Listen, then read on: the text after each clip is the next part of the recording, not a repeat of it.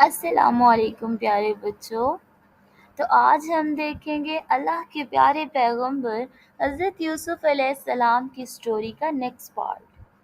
تو میں پیغمبر یوسف علیہ السلام نے تمام فصلوں کا اچھی طرح دھیان رکھا اور اناج آتے ہی اس کو خوشوں سمیت گوداموں میں رکھوا دیا. پھر خشکی کے سال شروع ہوئے اور ہر طرف قحط پڑ گیا، مگر آسمان سے پانی کی ایک بوند تک نہ برسی. اس وقت بھی مصر میں کوئی بھوکا نہیں مرا، کیونکہ پیغمبر یوسف علیہ السلام نے اپنی قوم کے لیے پہلے سے ہی سب انتظام کر لیا تھا. پھر بادشاہ نے پیغمبر یوسف علیہ السلام کو بلایا اور ان کی نیک دلی اور نیک کام کو سراہا، اور ساتھ ہی ان سے مشورہ بھی طلب کیا کہ پڑوس کے ملک ہم سے مدد مانگ رہے ہیں، تو اب ہمیں کیا کرنا چاہیے. اس پر پیغمبر یوسف علیہ السلام نے فرمایا کہ ہم پر تو اللہ تعالیٰ نے کرم کیا ہے اور ہمارے پاس ضرورت سے زیادہ اناج پڑا ہے، تو ہم پڑوس کے ملکوں کو کم داموں پر اناج دے سکتے ہیں تاکہ لوگ بھوکے نہ مریں. بادشاہ نے پیغمبر یوسف علیہ السلام کا مشورہ مان لیا. ملک کانعان میں بھی یہ خشک سالی اور قحط تھا. جب پیغمبر یعقوب علیہ السلام کو یہ معلوم ہوا کہ مصر میں اناج موجود ہے اور وہ کم داموں پر پڑوس کے ملکوں کو بھی دینا چاہتے ہیں، تو انہوں نے اپنے تمام بیٹوں کو مصر بھیج دیا اناج لینے کے لیے، سوائے بنیامین کے. دن رات سفر طے کرنے کے بعد وہ مصر پہنچ گئے. جب پیغمبر یوسف علیہ السلام نے سنا کہ 10 بھائی بہت دور سے اناج لینے آئے ہیں، تو وہ بھی اناج کی تقسیم پر پہنچ گئے. پیغمبر یوسف علیہ السلام نے اپنے بھائیوں کو پہچان لیا، مگر ان کے بھائیوں نے انہیں نہیں پہچانا. پہچانتے بھی کیسے، کیونکہ انہوں نے تو کئی سال پہلے پیغمبر یوسف علیہ السلام کو ایک اندھے کنویں میں پھینک دیا تھا. پیغمبر یوسف علیہ السلام اپنے بھائیوں کا بہت اچھا استقبال کیا. وہ ان سے ملے اور ان کے بارے میں پوچھا، تو وہ بولے کہ ہم 11 بھائی ہیں اور پیغمبر یعقوب علیہ السلام کے بیٹے ہیں. ہم کانعان سے آئے ہیں. پیغمبر نے فرمایا کہ تم تو 10 آئے ہو. تو وہ بولے کہ ہمارا سب سے چھوٹا بھائی گھر پر والد صاحب کے پاس ہے اور وہ ان کا خیال رکھتا ہے. یہ سن کر پیغمبر یوسف علیہ السلام کی آنکھوں میں آنسو آ گئے.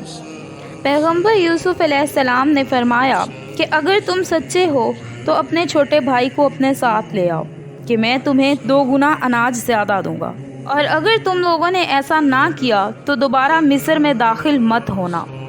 وہ تمام اس بات سے راضی ہو گئے اور اناج لے کر گھر کو واپس آ گئے.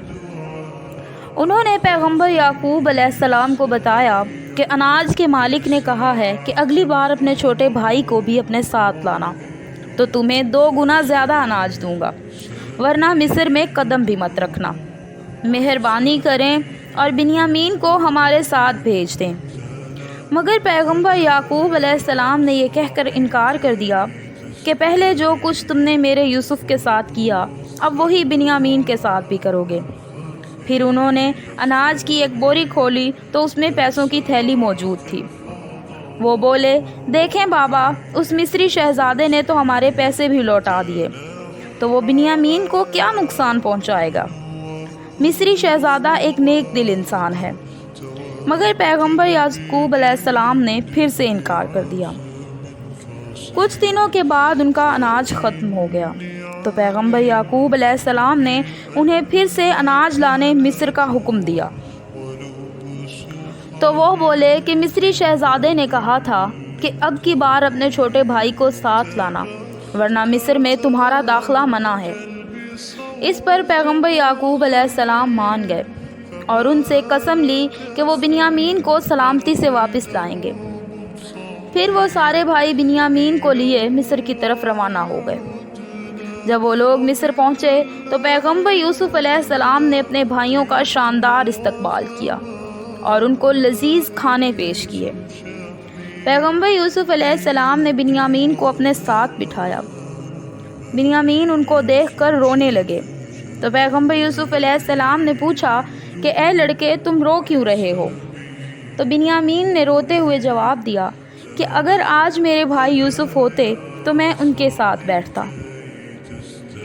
رات کو جب پیغمبر یوسف علیہ السلام اور بنیامین کمرے میں اکیلے تھے تو پیغمبر یوسف علیہ السلام نے بنیامین سے فرمایا کہ کیا تم مجھے اپنا بھائی بنا سکتے ہو؟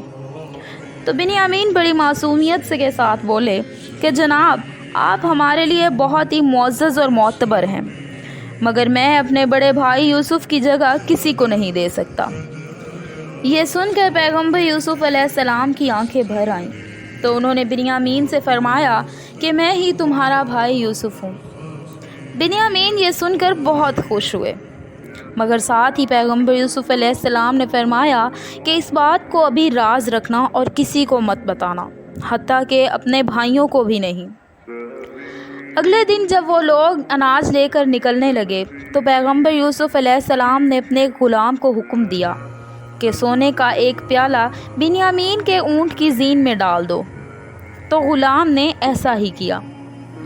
پھر جب وہ لوگ نکلنے لگے تو پیغمبر یوسف علیہ السلام کے غلام نے اعلان کر دیا کہ شہزادے کا سونے کا پیالہ گم ہو گیا ہے، اور اس وجہ سے سبھی لوگ اپنے سامان کی تلاشی دیں۔